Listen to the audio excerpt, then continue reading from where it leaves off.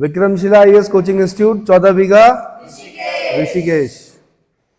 इतिहास कर रहे थे हम। इतिहास में आज हमने करना है मुगल बादशाहों की धार्मिक नीति। क्या करना है? मुगल बादशाहों की धार्मिक नीति भाई। तो मुगल काल में धर्म और राज्य का घनिष्ठ संबंध था। क्या था? राज्य और धर्म, धर्म और राज्य का घनिष्ठ संबंध था। किंतु मुगल बादशाहों में औरंगजेब को छोड़कर किसी ने भी धार्मिक कट्टरता की नीति नहीं अपनाई। बाबर ने समरकंद पर अधिकार करने के लिए फारस के शाह से एक समझौते के तहत शिया मत को स्वीकार कर लिया था, जिसे बाद में छोड़ दिया। भाई जो फारस है ना, फारस मतलब ईरान, फारस मतलब ईरान। ईरान आज भी शिया देश है। क्या है? आपको पता है मुस्लिमों में दो पंथ होते हैं, वो होते हैं शिया और सुन्नी। सुन्नी जो होते हैं वो थोड़ा कट्टर माने जाते हैं, शिया जो होते हैं लिबरल होते हैं। तो ईरान जो है वो शिया देश है, पहले भी था। बाबर ने जब समरकंद पर, क्योंकि वहाँ आपको पता है उसका एक शत्रु था शाहबानी खां, बड़ा खतरनाक, जिसने बाबर को बार बार क्या किया? पराजित किया। तो समरकंद को जीतना था तो उसने क्या किया? ईरान के शाह से क्या मांगी? सहायता मांगी। और ईरान के शाह हमेशा चाहे यहाँ पर हो चाहे हुमायूं के समय में हो, हमेशा उन्होंने ये कहा कि आप सुन्नी छोड़ो और शिया मत को क्या करो? अपना लो, हम आपकी सहायता करेंगे। बाबर ने भी कहा ठीक है, शिया मत अपना लेता हूँ।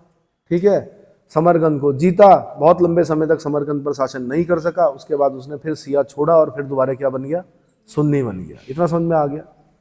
तो बाबर ने समरकंद पर अधिकार करने के लिए फारस के साथ एक समझौते के तहत शिया मत को स्वीकार कर लिया, जिसे बाद में उसने छोड़ दिया। ऐसे ही हुमायूं ने भी किया था। ऐसे ही क्या हुआ? आपको पता है कि हुमायूं और शेरशाह सूरी के बीच में दो युद्ध हुए थे। कौन कौन से? एक चौसा का युद्ध हुआ था शायद, और एक बिलग्राम कन्नौज का युद्ध हुआ था। उसके बाद वो निर्वासित हो गया था 15 साल के लिए।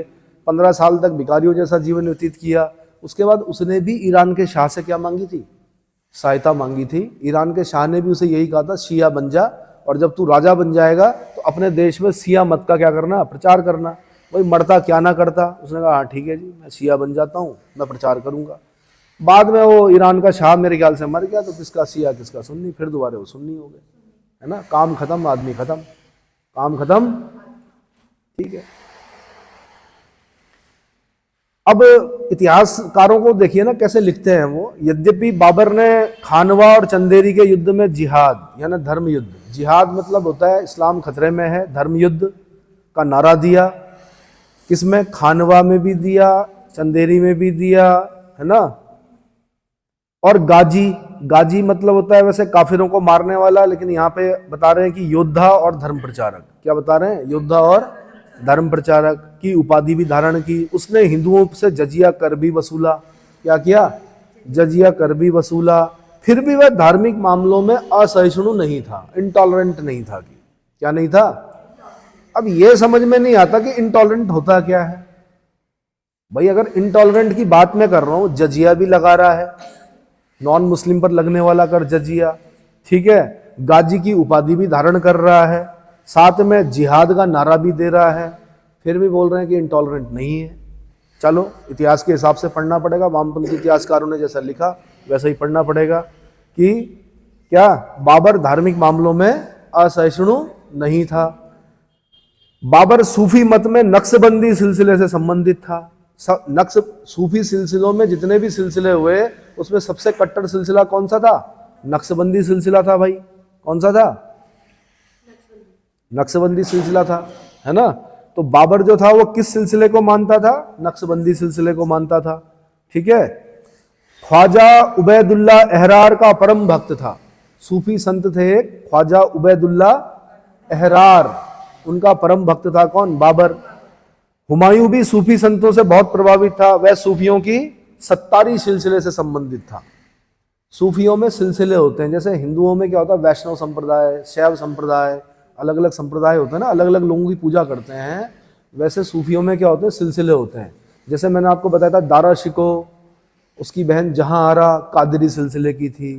ठीक है। जैसे बाबर हो गया तो बाबर नक्शबंदी सिलसिले से था। जैसे हुमायूं हो गया तो हुमायूं क्या है? सत्तारी सिलसिले से था, है ना। और ये जो हुमायूं था ये मोहम्मद गौस, सूफी संत कौन? मोहम्मद गौस का शिष्य था। मोहम्मद गौस का जो मकबरा है वो कहाँ है? ग्वालियर में है। कहाँ पर है? ग्वालियर। ठीक है, ग्वालियर कहाँ पड़ता है? मध्य प्रदेश में। इतना समझ में आ गया? ठीक है जी। प्रारंभ में अकबर पूर्णतः सुन्नी था। क्या था? सुन्नी था। वह सुन्नी सद्र अब्दुल नबी का इतना आदर करता था कि शिष्यों की तरह उनके जूते उठाकर उनके पैरों के सामने रखता था। मतलब इतना बड़ा भक्त था। किसका? भाई इनके याद कर लेना। ख्वाजा उबैदुल्ला अहरार कौन? बाबर। उनका शिष्य कौन है? ख्वाजा उबैदुल्ला अहरार का शिष्य कौन है? बाबर है। मोहम्मद गौस का शिष्य कौन है? हुमायूं है। ठीक है। अकबर किसका शिष्य है? सुन्नी सद्र अब्दुल नबी का। इतना आदर करता था कि शिष्यों की तरह उनके जूते उतारकर उनके पैरों के सामने रखता था। ठीक है। अकबर द्वारा प्रवर्तित दीन इलाही कोई धर्म नहीं बल्कि एक सूफी पंथ था। क्या था? वैसे तो इसे अकबर की मूर्खता का प्रतीक बोला जाता है कि किसको? दीन इलाही या तौहीद इलाही, या इसको दैवीय एकेश्वरवाद भी बोलते हैं। क्या बोलते हैं? दैवीय एकेश्वरवाद। और अब आप समझ लीजिए मैं क्या प्रश्न पूछने वाला हूं। कब चलाया दीन इलाही अकबर ने? एक लिस्ट होगी आपकी सन वाली, अकबर के समय में दीन इलाही धर्म कब चलाया उसने। ऐसे ही क्वेश्चन बना, दीन इलाही का प्रधान पुरोहित कौन था? तो अबुल फजल था। कौन था भाई? अबुल फजल था। और कब चलाया इसने? 1582 में। कब चलाया? लिस्ट देखिए, एक में खाली डेट होंगी।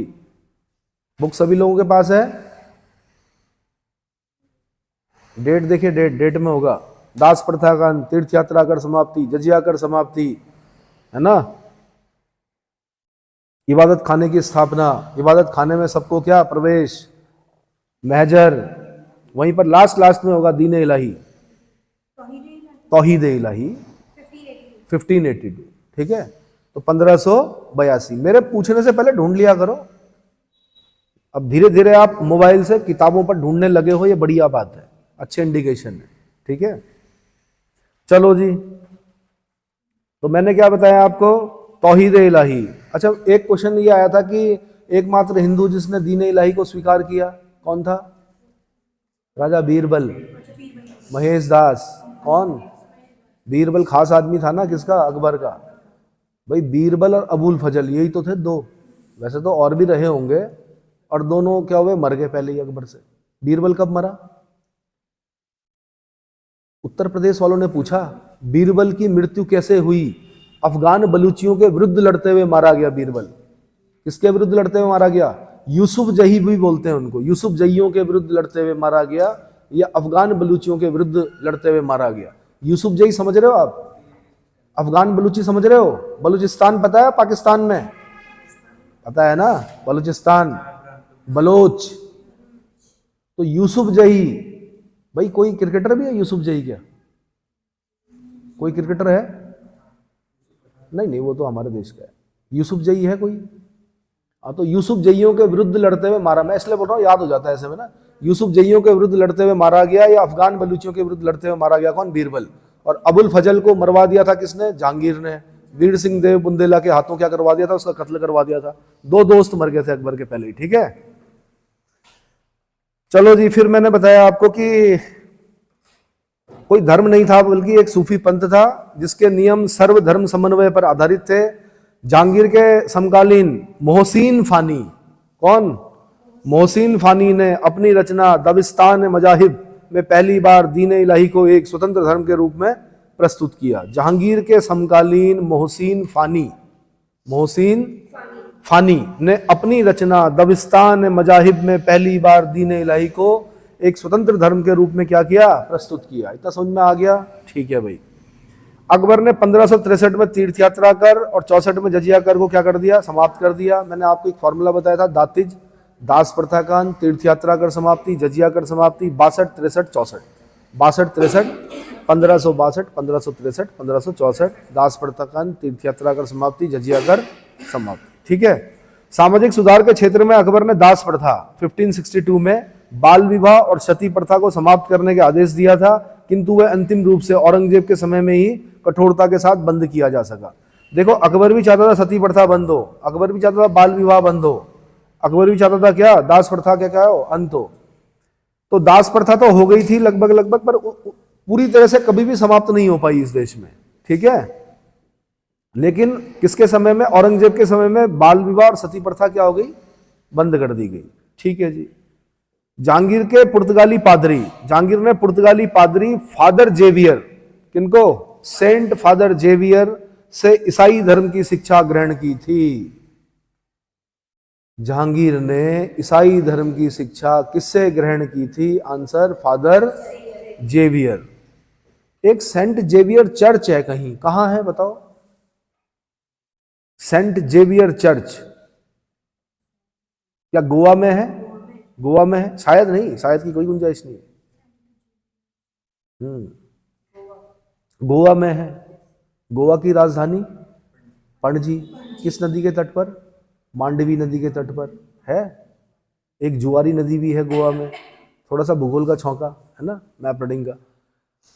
आपको मैं एक चीज बता दूं कि एक बार क्वेश्चन बना कि जो चर्च होते हैं ना उनकी भी शैलियां होती हैं, जैसे मंदिर होती है ना, मंदिरों की शैली होती है, हम बोलते नहीं नागर शैली, उत्तर भारत में हम बोलते हैं नागर शैली, थोड़ा थोड़ा मध्य मध्य में हम बोलते हैं बेसर शैली, दक्षिण दक्षिण में जाके बोलते हैं हम द्रविड़ शैली बोलते हैं। ऐसे ही इनकी भी क्या होती है, शैलियां होती हैं चर्चों, जो चर्च होते हैं। तो चर्च की एक गोथिक शैली आती है, कौन सी, पूछा कि ये कौन लेके आए थे गोथिक शैली, आंसर पुर्तगाली। कौन लेके आए थे, पुर्तगाली तंबाकू लाए, पुर्तगाली प्रिंटिंग प्रेस लाए, पुर्तगाली गोथिक शैली लेके आए, कौन सी, तो क्या पुर्तगाली हैं, चेक करो भाई, मैंने तो बोल दिया, मैंने तो अपने अनुभव के आधार पे बोला, 99.99% सही होगा, लेकिन 0.01% की संभावना कभी कभी क्या होती है, इसलिए चेक कर लिया करो। इसलिए 15, 20, 25 सालों में जो भी पेपर में देखा होगा मैंने, तो मैं वो क्या करता हूं आपको बताता हूं कि इस तरह के भी प्रश्न बने कि गोथिक शैली कौन लेके आए, आंसर पुर्तगाली लेके आए। चलो आगे बता देता हूं मैं, पुर्तगाली, ठीक है, कंफर्म हो गया ना। अब 100% हो गया, 99.99% से क्या हो गया, 100% की गोथिक शैली कौन लेके आए, पुर्तगाली लेके आए, ठीक है। तो भाई फादर जेवियर से ईसाई धर्म की शिक्षा ग्रहण की थी, और वह जदरूप नामक एक हिंदू संत से अत्यधिक प्रभावित था। जदरूप, किससे, जदरूप नामक एक हिंदू संत से क्या था, अत्यधिक प्रभावित था। उसने श्रीकांत नामक एक हिंदू को हिंदुओं का जज नियुक्त किया था। अब यह क्वेश्चन बना हुआ यूपी में, एक जज नियुक्त किया हिंदुओं का, किसको, आंसर श्रीकांत को, किसको, श्रीकांत को, ठीक है। जहांगीर ने प्रसिद्ध जैन संत सिद्धि चंद्र, किसको, सिद्धि चंद्र को नादिर उल जमा की उपाधि प्रदान की थी, यह भी क्वेश्चन बना हुआ है। नादिर उल जमा की उपाधि प्रदान की जहांगीर ने किस जैन संत को, आंसर सिद्धि चंद, सिद्धि चंद। जहांगीर ने पहली बार 1612 में रक्षाबंधन का त्योहार मनाया, रक्षाबंधन का त्योहार 1612 में मनाया, और अपनी कलाई पर राखी बंधवाई। 1616 में शिवरात्रि के दिन योगियों से भी क्या की इसने, भेंट की, ठीक है। चलो, जहांगीर ने रविवार और बृहस्पतिवार को पशु हत्या निषेध कर दिया। इसने कहा इस दिन पशु हत्या नहीं की जाएगी।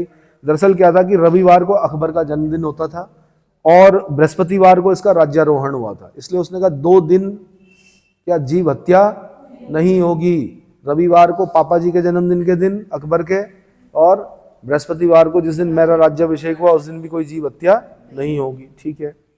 1610 में दानियाल के पुत्र को पादरियों ने ईसाई बना लिया था, जिस पर जहांगीर ने कोई प्रतिक्रिया नहीं व्यक्त की, और उसकी धार्मिक सहिष्णुता की पराकाष्ठा कही जा सकती है। दानियाल कौन था, दानियाल अकबर का बेटा। एक तो मुराद था भाई, एक तो सलीम था जो जहांगीर बना, एक दानियाल था, एक मुराद था। मुराद को मैंने बता दिया कि नामुराद था वो, है ना। अत्यधिक शराब पीने के कारण अकबर के समय में ही उसकी मृत्यु हो गई थी, बताया था, ये क्वेश्चन बना हुआ है कि अकबर के समय में उसके किस पुत्र की अत्यधिक शराब मदिरापान करने से मृत्यु हो गई थी, आंसर मुराद।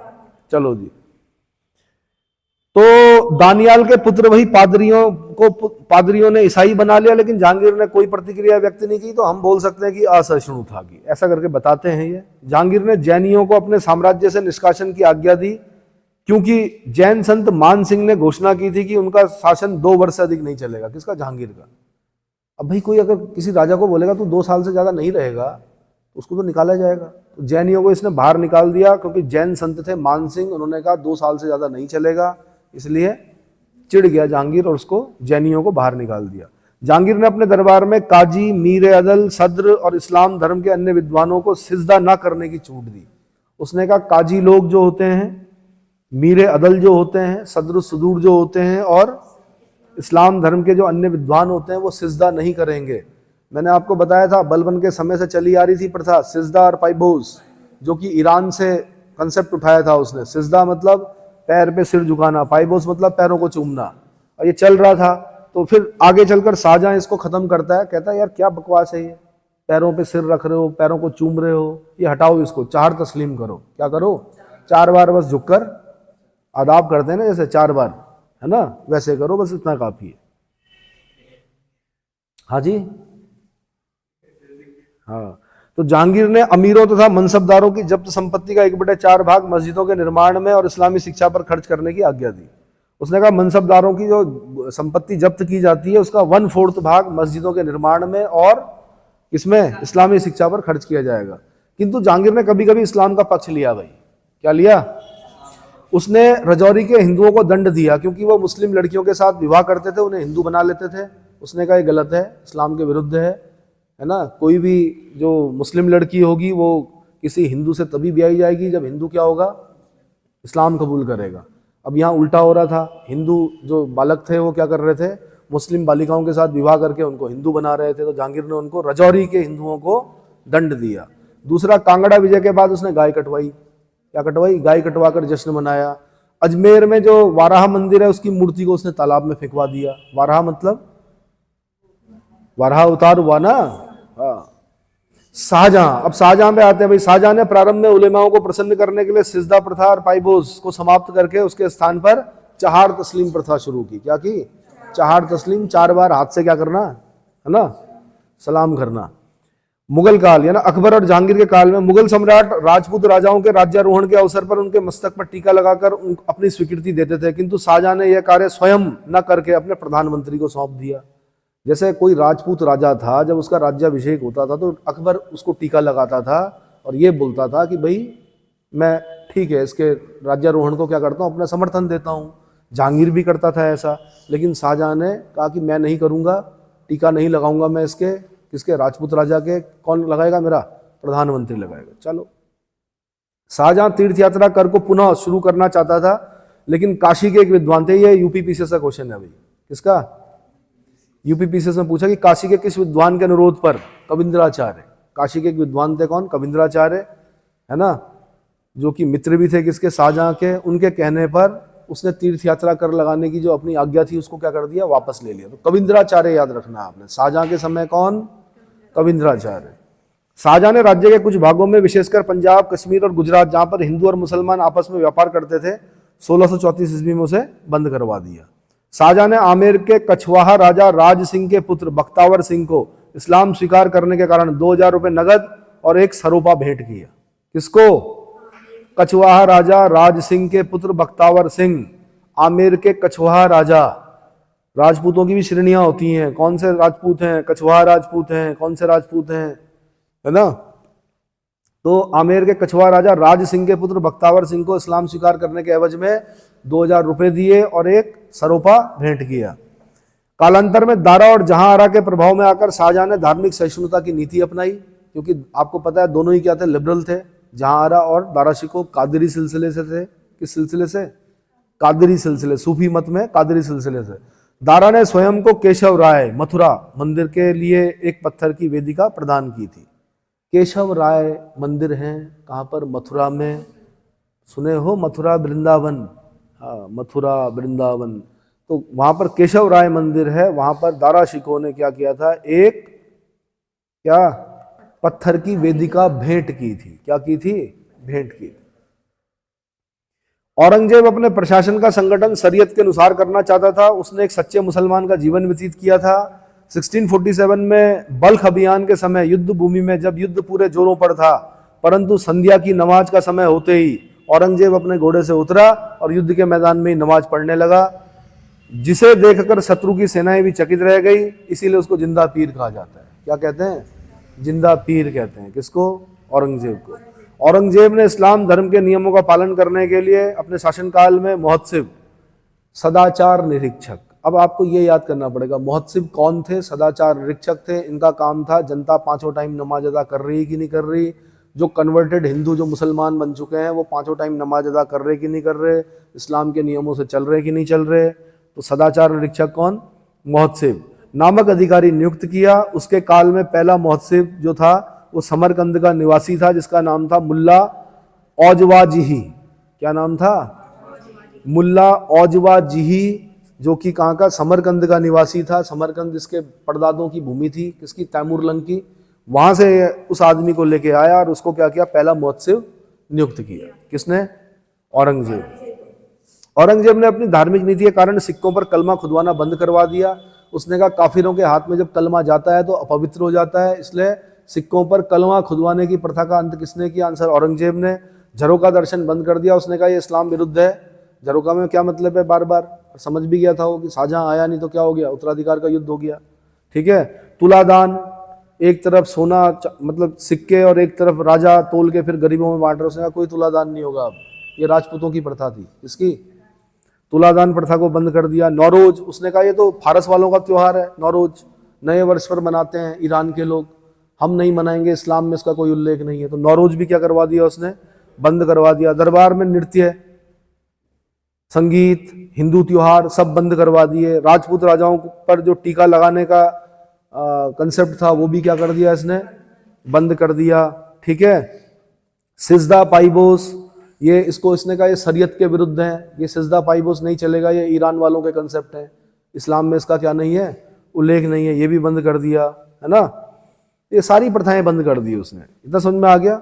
औरंगजेब के शासनकाल में 1665 में जयसिंह ने शिवाजी के सेनापति नेतोजी को बंदी बनाकर मुगल दरबार में भेजा, जिसे इस्लाम धर्म स्वीकार कर लेने के कारण 3500 का मनसब प्रदान किया गया और स्वतंत्र कर दिया गया। बाद में वह शिवाजी के पास भाग गया। शिवाजी का था भाई आदमी, है ना। 3500 का मनसब भी लिया और क्या फिर भाग गया। कौन? नेतोजी। अब इसके बाद जो इंपॉर्टेंट पार्ट शुरू होता है, जो कि यूपीएससी, पीसीएस, मेंस, प्री सब पॉइंट ऑफ व्यू से, वो है मुगल कालीन स्थापत्य कला और संस्कृति। मुगल कालीन स्थापत्य कला और संस्कृति। कितना हो गया समय? 22 मिनट, अभी चल सकता है। ठीक है, थोड़ा बहुत बता देता हूं मैं। भाई मुगल काल को उसकी बहुमुखी सांस्कृतिक गतिविधियों के कारण भारतीय इतिहास में द्वितीय classical as, second classical as किसे कहा जाता है? मुगल को। फर्स्ट क्लासिकल एज जो था वो गुप्त था। क्या था? गुप्त, स्वर्ण युग, क्या बोलते थे उसको। तो बहुमुखी सांस्कृतिक गतिविधियों के कारण भारतीय इतिहास का द्वितीय क्लासिकल युग या सेकंड क्लासिकल एज किसे कहा जाता है? आंसर मुगल काल को कहा जाता है। फर्स्ट क्लासिकल एज किसे कहा जाता है? आंसर गुप्ता पीरियड को कहा जाता है। मुगल कालीन स्थापत्य जो था वो मध्य एशिया की इस्लामी और भारतीय कला का मिश्रित रूप है, जिसमें फारस, मध्य एशिया, टर्की, गुजरात, बंगाल, जौनपुर आदि स्थानों की परंपराओं का अद्भुत मिश्रण मिलता है। ठीक है। मुगल कालीन स्थापत्य की मुख्य विशेषता क्या थी? संगमरमर पर हीरे जवाहरात से की गई जड़ावत, जिसको कि पेट्रा ड्यूरा बोलते थे। क्या बोलते थे? पित्रा ड्यूरा बोलते थे। और इस पेट्रा ड्यूरा का पहला प्रयोग किस पर हुआ था? एतमातुद्दौला के मकबरे पर, मिर्जा गयास बेग के मकबरे पर, यानी नूर जहां के पापा मिर्जा गयास बेग एतमातुद्दौला के मकबरे पर, जो कि कहाँ है? आगरा में। कहां पर है? ठीक है।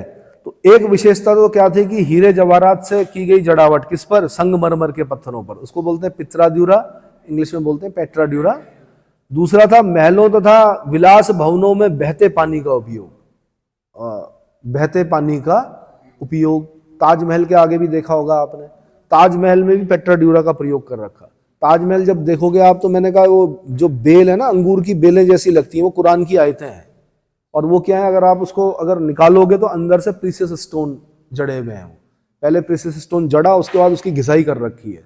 ऐसा लगता है एक ही पत्थर है, लेकिन एक पत्थर नहीं है, बड़े महंगे पत्थर लगे हुए हैं। किसमें? ताजमहल में। इतना समझ में आया? नीले, हरे, पीले, अलग अलग रंग के। ठीक है।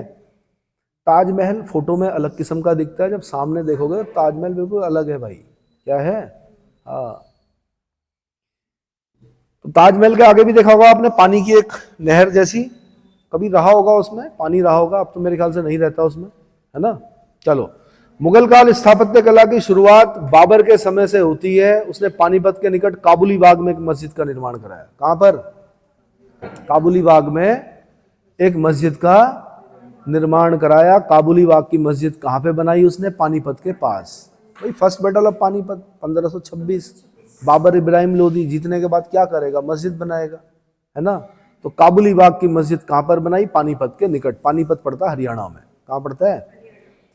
इसके बाद बाबर ने रोहेलखंड में संभल में जामा मस्जिद या जामी मस्जिद का निर्माण कराया। किसका? जामी मस्जिद भी बोलते हैं, जामा मस्जिद भी बोलते हैं। कई जामा मस्जिद मिलेंगी आपको भारत में, लेकिन जो सबसे बड़ी जामा मस्जिद है दिल्ली की, वो शाहजहां ने बनवा रखी है। किसने? शाहजहां के समय बनी है। कौन सी? जामा मस्जिद दिल्ली, सबसे बड़ी मस्जिद है भारत की। कौन सी? जामा मस्जिद दिल्ली। इतना समझ में आ गया? किसने बनाई? शाहजहां। दिल्ली में ही आपको लाल किले के बगल में एक मोती मस्जिद मिलेगी। कौन सी? वो औरंगजेब ने बनवाई है। अब ये ध्यान देना भाई, एक है दिल्ली की मोती मस्जिद लाल किले के बगल में, बगल बोल रहा हूं मतलब थोड़ा दूर पे है, बट याद करने के लिए कि लाल किले के बगल में जो दिल्ली की मोती मस्जिद है वो किसने बनाई? औरंगजेब ने बनाई। लेकिन अगर पूछ लिया कि आगरा की मोती मस्जिद किसने बनाई, तब वो औरंगजेब ने नहीं बनाई, वो किसने बनाई? ढूंढो, अभी आ जाएगा। वैसे आगरा की मोती मस्जिद शाहजहां ने बनवाई। समझ में आ रहा है? कंफ्यूज मत होना। लाल किला, जो जिसे किला कोहना बोलते हैं, लाल पत्थर की वजह से उसको लाल किला बोलते हैं, वो शाहजहां ने बनवाया। शाहजहानाबाद जगह का नाम है। उस दिल्ली का नाम क्या है? शाहजहानाबाद। लाल किला उसने बनवाया, लेकिन बगल में जो मोती मस्जिद है वो औरंगजेब ने बनाई। और आगरा की जो मोती मस्जिद है वो किसने बनाई? शाहजहां ने बनवाई। समझ में आ गया? तो अभी आगे आ जाएगा। तो भाई रुहेलखंड, रुहेलखंड तो पता है ना आपको? रुहेले कहाँ के? बरेली। रुहेलखंड यूनिवर्सिटी है। तो रुहेलखंड जो है बरेली के अगल बगल वाला जो क्षेत्र है उसको रुहेलखंड बोलते हैं।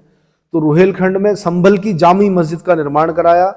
आगरा में लोधी किले के भीतर एक मस्जिद बनवाई और ज्यामितीय विधि पर आधारित एक उद्यान आगरा में लगवाया, जिसको नूर अफगान कहते हैं। क्या कहते हैं? नूर अफगान कहते हैं। इसी नूर अफगान को आगरा में लगवाया इसने बाग। इसने अपनी आत्मकथा में लिखा भी कि यहाँ लोग बाग नहीं लगाते हैं फलों के, ठीक है। अब भगवान जाने वहां थे कि नहीं थे समरकंद में, मैं नहीं जानता, बट यहाँ लिखता है वो अपनी आत्मकथा में कि यहाँ लोग बाग नहीं लगाते, जबकि यहाँ ठीक ठाक होते थे फल। आज भी इतनी जनसंख्या हो गई, 140 करोड़ के लोग, कोई ऐसा है जिसने आम नहीं खाए? खाए हैं सबने, सेब खाए हैं, संतरे, हाँ, कोई कमी तो नहीं हुई, ठीक है। पता नहीं क्यों लिख रहा है कि बाग नहीं लगाते। चलो, नूर अफगान बनाया इसने। क्या? इसको आराम बाग बोलते हैं। क्या बोलते हैं? और यहाँ के लोगों ने उसको राम बाग बोला। क्या बाग बोला? और जब बाबर मरा तो उसको यहीं पर दफनाया गया, राम बाग में। कहाँ दफनाया गया? राम बाग या आराम बाग या नूर अफगान। लेकिन उसने बोला था मुझे भाई काबुल में दफनाना, तब जाके उसको फिर उखाड़ा। बड़ी समस्या है। फिर उखाड़ा डेड बॉडी को, फिर ले गए वहां का काबुल में, उसकी बताई हुई जगह पे उसको दफनाया गया। इतना समझ में आ गया भाई। इसका एक मीर बांकी था, इतिहास की किताबों में हटा दिया गया है। इसका एक जनरल था मेरे ख्याल से मीर बांकी, उसने अयोध्या की बाबरी मस्जिद का निर्माण कराया। क्या कराया? जिसको कि शहीद कर दिया गया 6 दिसंबर को। कब? 6 दिसंबर को, ठीक है। 6 दिसंबर कब? 1991, 1991 या 1992, चेक करो। बाबरी मस्जिद डिमोलिशन, बाबरी मस्जिद डिमोलिशन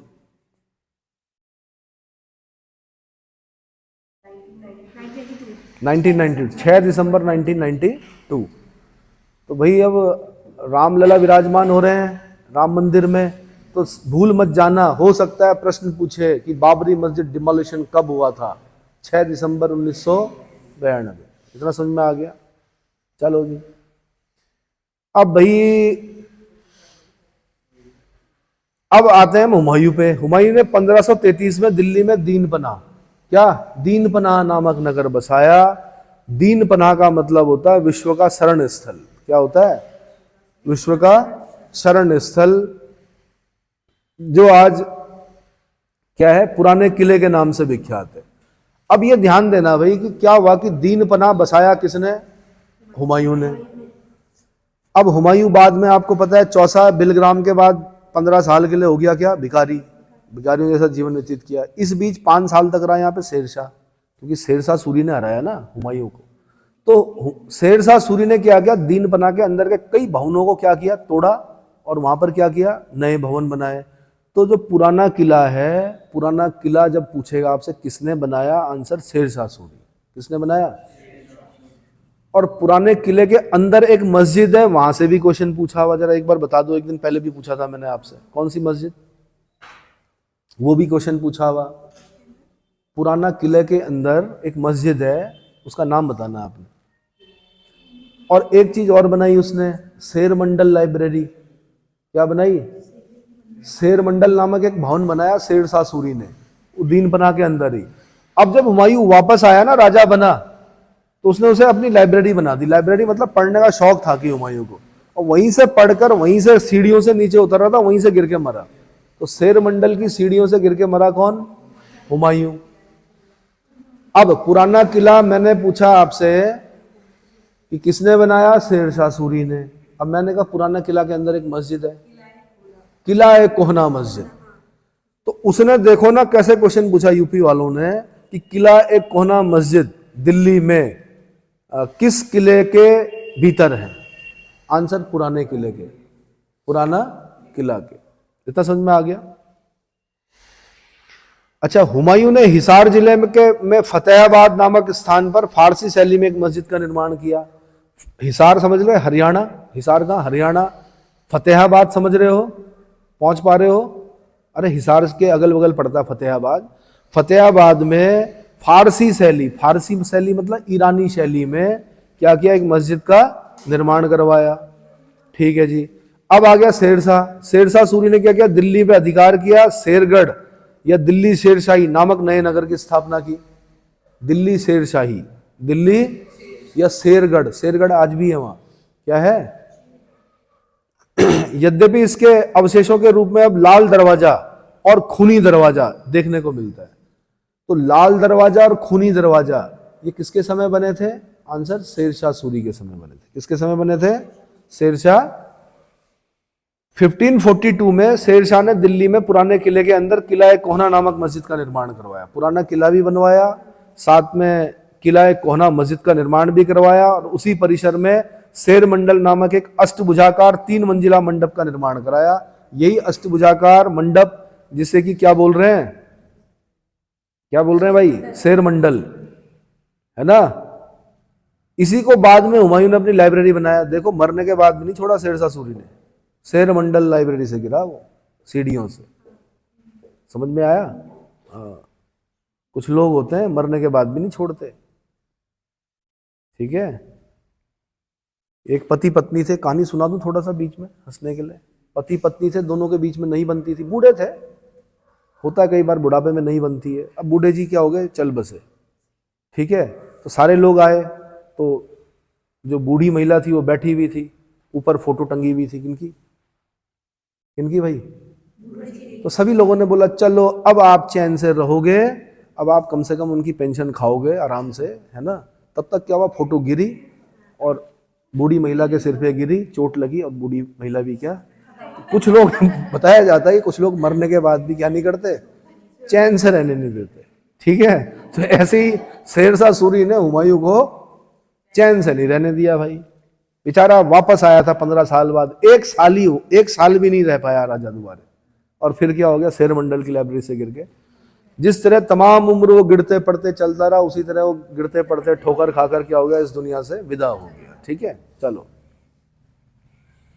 तो भाई किला ए कोहना मस्जिद भी हो गई। अब शेरशाह की सबसे महत्वपूर्ण कृति जो है बिहार में सासाराम। जब भी आपसे पूछेगा शेरशाह सूरी का मकबरा कहाँ है, आंसर सासाराम बिहार में है, झील के बीच में है। सबसे बड़ी विशेषता क्या है? झील के बीच में है भाई। किसके बीच में? ऊंचे चबूतरे पर स्थित है। इसमें भारतीय और इस्लामी निर्माण कला का अद्भुत सम्मिश्रण देखने को मिलता है।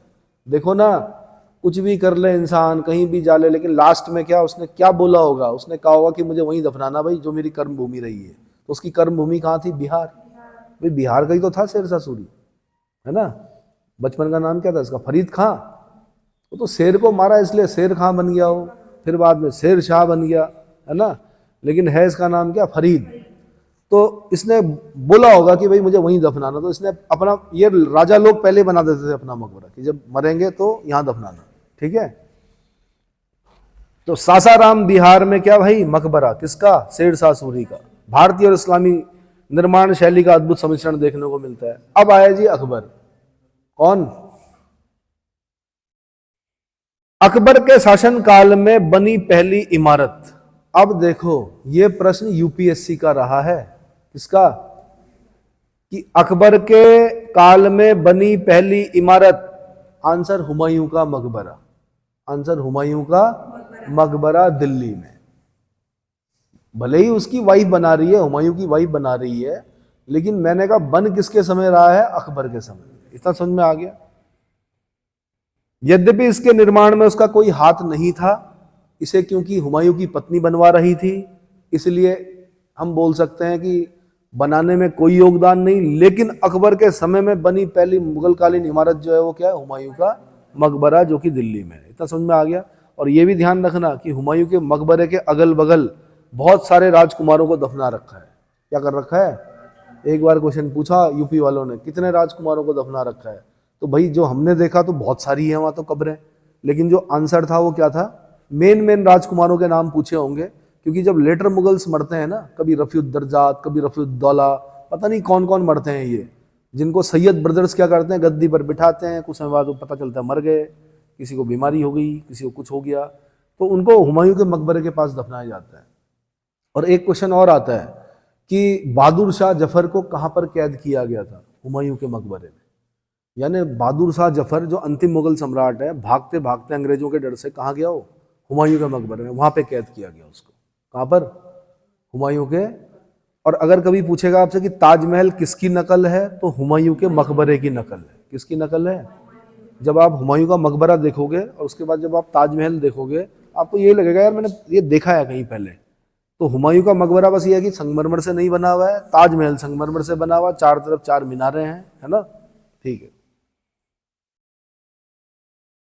तो भाई हुमायूं का मकबरा, इस अगला है हुमायूं का। यह मकबरा ज्यामितीय चतुर्भुज आकार के बने उद्यान के मध्य में एक ऊंचे चबूतरे पर स्थित है। अब क्वेश्चन आईएएस में जो पूछा, क्या पूछा? चार बाग पद्धति पर बना पहला स्थापत्य स्मारक मुगल कालीन कौन सा है? आंसर हुमायूं का मकबरा। क्या पूछेगा? चार बाग पद्धति। क्या पूछेगा? चार बाग पद्धति पर बना प्रथम मुगल कालीन स्थापत्य स्मारक कौन सा है? आंसर हुमायूं का मकबरा। इतना समझ में आ गया। भाई जो मकबरा है वो 1565 में हुमायूं की जो विधवा पत्नी थी, जिसका नाम था हाजी बेगम, उसने शुरू करवाया था। ये हुमायूं की विधवा कौन थी? हाजी बेगम, उसने शुरू करवाया। दोहरी गुंबद वाला यह भारत का पहला मकबरा है। इसका गुंबद कैसा है? दोहरा गुंबद। अब दो चीजें याद करनी है आपने, चार बाग पद्धति पर बना पहला मकबरा है, हाजी हाँ, भारत का पहला मकबरा है जिसमें दोहरी गुंबद का क्या हुआ? प्रयोग हुआ है। दोहरी गुंबद का प्रयोग हुआ है, ठीक है। भारत में पहला बाग युक्त मकबरा है, नहीं, भारत में जो पहला बाग युक्त मकबरा था वो सिकंदर लोदी का मकबरा था। कौन सा? लोदी गार्डन गए हो दिल्ली में? लोदी गार्डन में मकबरे ही मकबरे मिलेंगे आपको। क्या मिलेंगे? मकबरे ही मकबरे। तो कहा जाता है कि लोदियों के काल में दिल्ली कब्रिस्तान बन गया। नानी का मकबरा, पोती का मकबरा, दादी का मकबरा, पता नहीं कितने मकबरे हैं। तो लोदी गार्डन में अगर आप जब जाओगे दिल्ली में तो मकबरे मकबरे दिखेंगे आपको वहां पे, ठीक है। और सिकंदर लोदी का मकबरा कहाँ है भाई? देखो, चेक करो, दिल्ली में ही है। बाग युक्त मकबरा, पहला मकबरा, पहला बाग युक्त मकबरा किसका है? सिकंदर लोदी का है, हाजी, दिल्ली में है। और पहला ये क्या बोलते हैं, चार बाग पद्धति वाला मकबरा जो है वो किसका है? हुमायूं का है। बाग युक्त मकबरा सिकंदर लोदी, चार बाग वाला मकबरा, पद्धति वाला मकबरा हुमायूं। इतना समझ में आ गया। ताजमहल का पूर्वगामी है ये कौन? हुमायूं का मकबरा। ताजमहल का मतलब ताजमहल से पहले उसकी जैसी जो बिल्डिंग बनी है वो कौन है? हुमायूं का मकबरा। हुमायूं के मकबरे में दफनाए गए मुगल घरानों के लोगों के नाम बता देता हूं मैं, कौन कौन। बेगा बेगम दफनाई गई है यहां पर, कौन। हमीदा बानो बेगम दफनाई गई है, कौन। हुमायूं की छोटी बेगम दफनाई गई है। दारा शिको दफनाया गया है। जहांदार शाह दफनाया गया है। फर्रुख शियर दफनाया गया है। रफीउद्दर्जात, रफीउद्दौला और आलमगीर सेकंड। अब उसने जो क्वेश्चन पूछा ना, उसने बोला कितने राजकुमार दफन है, तो यहां से गिनना शुरू करो। दारा शिको 1, जहांदार शाह 2, फर्रुख शियर 3, रफीउद्दर्जात 4, रफीउद्दौला 5 और आलमगीर सेकंड 6। तो एक बार चेक कर लेना कितने राजकुमार दफन है, ठीक है। जो मेरे पास नाम है वो 6 नाम है, और 2-3 महिलाएं हैं। बेगा बेगम है एक, हमीदा बानो बेगम है, हुमायूं की छोटी बेगम है, ठीक है। 3 महिलाएं भी कहां पर, हुमायूं के मकबरे के अगल बगल दफनाई गई है। इतना समझ में आ गया। दिल्ली के अंतिम मुगल बादशाह बहादुर शाह जफर और उसके 3 शहजादों को अंग्रेज लेफ्टिनेंट हडसन ने 1857 में हुमायूं के मकबरे से ही गिरफ्तार किया था। किसने गिरफ्तार किया बहादुर शाह जफर को? हडसन ने। किसने किया? लेफ्टिनेंट हडसन ने गिरफ्तार किया। कहां पर किया? हुमायूं के मकबरे में किया। उसके 2 बेटे भी गिरफ्तार हुए। कौन? 3 शहजादे, सॉरी, कितने। और उसी के सामने गोली मारी गई उसको, उनको शहजादों को। किसके सामने? जफर के सामने, ठीक है। हाँ जी, बहादुर शाह जफर के बच्चों को बहादुर शाह जफर के सामने गोली मारी गई। क्या किया गया? और बहादुर शाह जफर को निर्वासित कर दिया गया। कहाँ? Rangoon, Myanmar. कहाँ? Myanmar, Rangoon. और वहीं मरा वो। कौन सा मुगल बादशाह है जिसका मकबरा म्यांमार में है? आंसर, बहादुर शाह जफर। और उसने लिखा, उसके मकबरे पे लिखा हुआ है, कितना बदनसीब है जफर तू, दफन के लिए 2 गज जमीन न मिली कूचाए यार में। कि 2 गज जमीन नहीं मिली यार दफनाने के लिए मुझे अपने कूचाए यार में, मतलब अपने कहा, जहां का मैं हूं। समझ में आया? तो दूसरे देश में मरना बहुत बुरा होता भाई। खैर मरना तो क्या, क्यों, सब मिथ्या है, जगत मिथ्या ब्रह्म सत्य। आगे, इस मकबरे का निर्माण अकबर की सौतेली मां हाजी बेगम ने, फारसी वास्तुकार। भाई वास्तुकार कौन था? फारस का था। फारस मतलब ईरान। इतना पैसा था इन लोगों के पास, आर्किटेक्ट भी कहां से मंगा रहे हैं? ईरान से। कौन था? मीरक मिर्जा गयास। कौन था भाई? यहां से क्वेश्चन बनेगा कि हाजी बेगम ने किससे बनवाया? वास्तुकार कौन था? मीरक मिर्जा गयास था हुमायूं के मकबरे का। कौन था? मीरक मिर्जा गयास। इस मकबरे की योजना फारसी मॉडल और वास्तुकला की पंचरथ रचना से ली गई थी, जो फारसी शैली की भारतीय रूपांतरण है, ठीक है। इस मकबरे की विशेषता बता देता हूं। संगमरमर से निर्मित है, थोड़ा बहुत संगमरमर लगा हुआ है। इसकी विशाल गुंबद, संगमरमर से निर्मित इसका विशाल गुंबद। इसका जो गुंबद है वो संगमरमर का है, लेकिन रंग इसका मेरे ख्याल से नीचे वाला जो है वो तो लाल पत्थर है शायद, चेक करो, जितना मैंने देखा हुआ है। दोहरे गुंबद का प्रयोग हुआ है इसमें, हुमायूं के मकबरे में। क्या हुआ है? दोहरे गुंबद का प्रयोग हुआ है। इसमें ईरानी प्रभाव देखा जाता है। देखना कलर कैसा है हुमायूं के मकबरे का, रेड है ना। खाली गुंबद इसका संगमरमर का शायद है।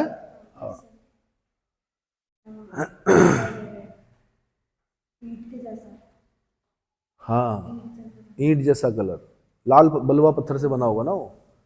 यह मुगल कालीन एकमात्र मकबरा है जिसे मुगल वंश के सर्वाधिक लोग दफनाए गए हैं। क्या किए गए हैं? मुगल वंश के सर्वाधिक लोग दफनाए गए हैं। जब कभी आपको दंभ हो जाए, क्या हो जाए? दंभ, अहंकार, घमंड, अपनी संपत्ति का, अपने पद का, अपने पावर का, अपने सौंदर्य का, अपने शस्त्र का, अपने वाहन का, कहां जाना? किसी मकबरे पर जाना और उसको देखकर सोचना वहां पर कि भाई क्या है, इतने बड़े बड़े लोग क्या है, दफन है यहाँ, है ना। और शमशान में भी देखा जा सकता है कौन थे, क्या थे, कैसे थे। हम लोगों ने तो कोरोना के समय में देखा, यंग यंग लोग क्या निकल गए भाई। एक मतलब लाइन लगी हुई थी, क्या करने के लिए? जलाने के लिए। तो कुछ नहीं है जीवन, है ना। चलो, लेकिन फिर भी जब तक हैं तब तक क्या पूरा दम लगाएंगे भाई। क्या करेंगे? ऐसा थोड़े कि नहीं है, सब जाना है तो कुछ नहीं करेंगे, करेंगे, पूरा प्रयास करेंगे। लबासना तक का क्या करेंगे? प्रयास करेंगे पूरा, देखते हैं कहां तक सफल होते हैं। तो यह मुगल कालीन एकमात्र मकबरा है जिसमें मुगल वंश के सर्वाधिक लोग दफनाए गए हैं। क्या किए गए हैं? सर्वाधिक लोग दफनाए गए हैं। इस मकबरे को भी ताजमहल का पूर्वगामी भी कहा जाता है, ताजमहल का पूर्वगामी कहा जाता है। अकबर के काल में फारसी शैली का हिंदू एवं बौद्ध शैलियों के साथ सम्मिश्रण हुआ। अकबर की अधिकांश इमारतों में लाल बलुआ पत्थर का प्रयोग मिलता है, लेकिन शाहजहां क्या करता है, फिर लाल बलुआ पत्थर के साथ साथ फिर बाद में संगमरमर का भी प्रयोग करता है। ठीक है, तो अकबर कालीन इमारतों में मेहराबी और शहतीरी शैली का समान अनुपात में प्रयोग मिलता है। मेहराब इसको बोलते हैं, मेहराब किसको बोलते हैं? बिल्डिंग में जब आपको इस तरह का दरवाजा दिखे तो ये क्या है? मेहराब। क्या है? मेहराब। ठीक है, और शहतीर बोलते हैं, ये दिख रहा है, ये तो लेंटर है, लेकिन जो लगाए जाते हैं शहतीर, वही जैसे उत्तराखंड में भी देखा होगा आपने, लकड़ियां लगाई जाती हैं, उनके ऊपर फिर पठाल रखे जाते हैं, वो शहतीर हो गई। वो क्या होगी? तो मेहराबी और शहतीरी शैला का समान अनुपात में प्रयोग मिलता है। अकबर कालीन इमारतों को सुविधानुसार दो भागों में करते हैं, हम बांट देते हैं। ठीक है, तो समय कितना हो गया? बढ़ा दूं आगे? तो आगरा के निर्मित इमारतें, आगरा में निर्मित, अकबर तक का कर लेते हैं, बहुत ज्यादा है वैसे अकबर में भी भाई, बट कर लेते हैं। आगरा में निर्मित इमारतें भाई, अकबर कालीन आगरा में बनी इमारतों में बहुत थोड़ी ही बची हुई है, जिनमें अकबरी महल और जहांगीरी महल, अकबरी महल जहांगीरी महल बची हुई है। कहां? आगरा में। समझ में आ गया? अकबर अपनी राजधानी आगरा में एक किला बनवाया। अकबर ने 3 लाल किले बनाए। एक बनाया आगरा में, एक बनाया उसने लाहौर में, एक बनाया उसने प्रयागराज में। कहा? लाल किला मैंने कहा शाहजहां ने ही नहीं बनवाया, खाली लाल किले 3 लाल किले अकबर ने बनाए, पर अकबर के लाल किले हैं छोटे।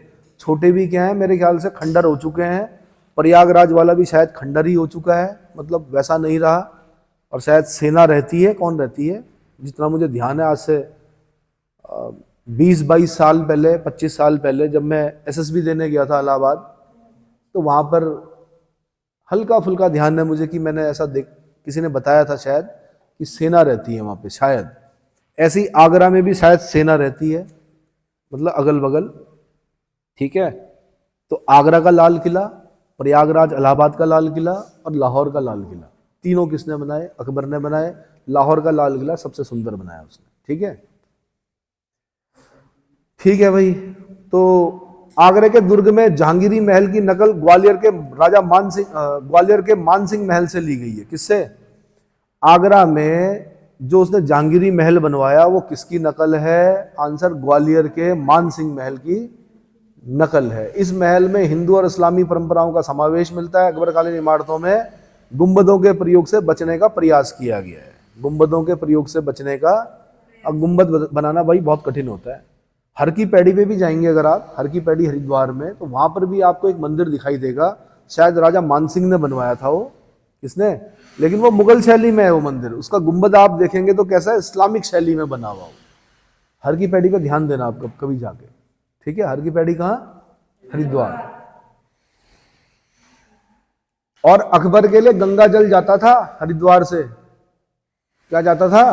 गंगा जल। गंगा जल पीता था अकबर, किसी ने बताया होगा कि बड़ी पवित्र नदी है। चलो, अकबरकालीन फतेहपुर सीकरी में निर्मित इमारतें। अब फतेहपुर सीकरी में कौन कौन सी, पहले तो यही पता होना चाहिए, गुजरात विजय के उपलक्ष्य में उसने फतेहपुर सीकरी नामक नगर बसाया।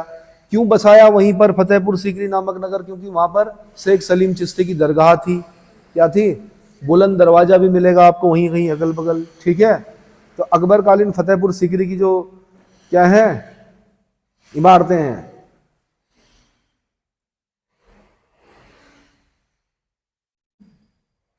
जो फतेहपुर सीकरी का वास्तुकार था पहले वो बता देता हूं मैं, बाहुद्दीन।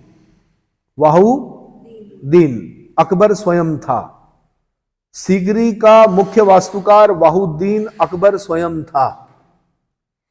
क्या था?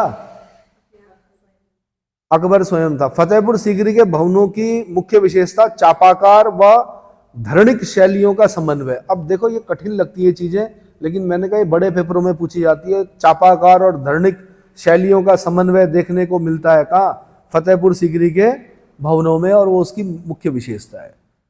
क्या है? चापाकार, चाप बोलते हैं आर्क को, किसको बोलते हैं? आर्क शेप जो होता है चापाकार, ठीक है। एवं धरणिक शैलियों का समन्वय। दीवाने आम, अब मैं बता रहा हूं आपको कि फतेहपुर सीकरी में क्या क्या मिलेगा आपको। दीवाने आम मिलेगा, दीवाने खास मिलेगा, ठीक है। दीवाने आम क्या है? एक आयताकार प्रांगण है, इसी में बादशाह का सिंहासन रखा जाता था, ठीक है। इसकी मुख्य विशेषता खंबे पर निकली हुई बरामदे की छत थी। क्या थी? अब ये देखने से ही पता चलेगा आपको, लेकिन लिख के ही नंबर मिलते हैं भाई। नंबर कैसे मिलते हैं? लिख के। दीवाने खास एक घनाकार आयोजन था, इसके निर्माण में बौद्ध एवं हिंदू वास्तुकला की झलक मिलती है। अब ये मत सोचना कि दीवाने आम दीवाने खास हमने यहाँ पढ़ लिया आगरा में, फतेहपुर सीकरी में। दीवाने आम दीवाने खास आपको दिल्ली के लाल किले के अंदर भी मिलेगा। क्या मिलेगा? बल्कि एक में लिखा हुआ कि गर फिरदौस रूमी जमी अस्तु हमी अस्तु हमी अस्तु हमी अस्तु। फिरदौस कहीं धरती पर कहीं स्वर्ग है तो यही है, यही है, यही है। दो जगह पे लिखा हुआ, एक लाल किले के अंदर लिखा हुआ और एक शालीमार गार्डन जहांगीर कश्मीर में लिखा हुआ, ठीक है। अब लाल किले, जो दिल्ली वाला लाल किला, उसमें कहां पर लिखा हुआ? दीवाने आम में लिखा हुआ कि दीवाने खास में लिखा हुआ? चेक करो। दिल्ली के लाल किले के अंदर से एक क्वेश्चन और बनता है भाई कि जो शाहजहां था उसने तख्त ताउस बनवाया, सिंहासन बनवाया ना उसने, उस पर कोहिनूर हीरा लगा हुआ था, वो उसने कहां पे रखवाया?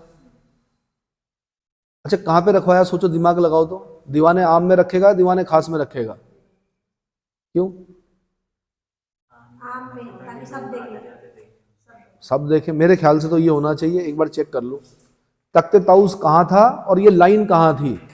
क्योंकि फिरदौस ने एक किताब लिखी थी, कौन सी? शाहनामा, उसकी पंक्तियां हैं ये कि फिरदौस अगर धरती पर कहीं स्वर्ग है तो यही है, यही है, यही है, ठीक है। अच्छा, अगर आपसे पूछेगा फतेहपुर सीकरी का सबसे बड़ा महल कौन सा था, तो जोधाबाई का महल था भाई। किसका महल? जोधाबाई का महल था। तब तक आप ढूंढ के रखिए, जो दो क्वेश्चन मैंने आपको दिए हैं, जोधाबाई का महल था। फतेहपुर सीकरी का सबसे बड़ा महल जोधाबाई का महल। इस पर उत्कीर्ण अलंकरणों की प्रेरणा दक्षिण के मंदिरों की वास्तुकला से ली गई है। इस पर गुजराती शैली का व्यापक प्रभाव दिखाई देता है। यह फतेहपुर सीकरी का सर्वोत्तम महल है। सबसे सुंदर इमारत कौन है? जोधाबाई का महल। वाइफ के लिए भारतीय शैली में उसने क्या किया? भवन का निर्माण कराया। ये अच्छी बात है कि अकबर ने ध्यान रखा। पंचमहल या हवा महल, यह पिरामिड के आकार का 5 मंजिला भवन था। नालंदा के बौद्ध विहारों की प्रेरणा पर आधारित था। पंचमहल या हवा महल, पंचमहल या हवा महल, ठीक है। एक आप जयपुर जाते हो, क्या जयपुर में आपको क्या दिखाई देता है? राजस्थान में हवा महल दिखाई देता है।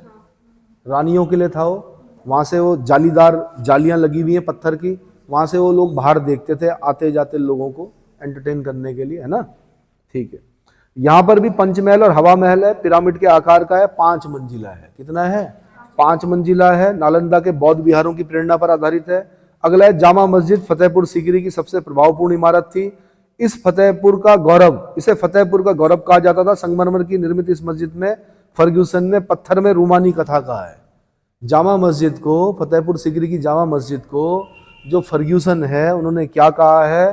पत्थर में रूमानी कथा कहा है, ठीक है। गुजरात विजय की स्मृति में अकबर ने इस मस्जिद यानी जामा मस्जिद के दक्षिणी द्वार पर, जामा मस्जिद के दक्षिणी द्वार पर बुलंद दरवाजा बनाया। क्या बनवाया? जो कि अतारिकिन के दरवाजे की नकल थी। और अतारिकिन का दरवाजा इल्तुतमिश ने बनवाया था। और कहां पर बनवाया था? नागौर में बनवाया था। कहां बनवाया था? नागौर में बनवाया था। अब अकबर ने जो बुलंद दरवाजा बनाया ये 134 फीट का है। इसका ये भी क्वेश्चन पूछा गया, कितने फीट? 134 फीट। जिस कमरे में हम बैठे हैं ये 10 फीट है। कितना है? अब 134 फीट का मतलब 13, लगभग 13.5 मंजिल। इसको 13.5 मंजिल ऊपर कर दो, इतना ऊंचा दरवाजा है। कौन? बुलंद दरवाजा। और उत्तर प्रदेश वालों ने कैसा झांसा दिया? उन्होंने कहा कि बुलंद दरवाजे के अंदर कौन सी मस्जिद है? भाई बुलंद दरवाजे के आसपास एक मस्जिद है ना, तो जामा मस्जिद है मेरे ख्याल से। देखना,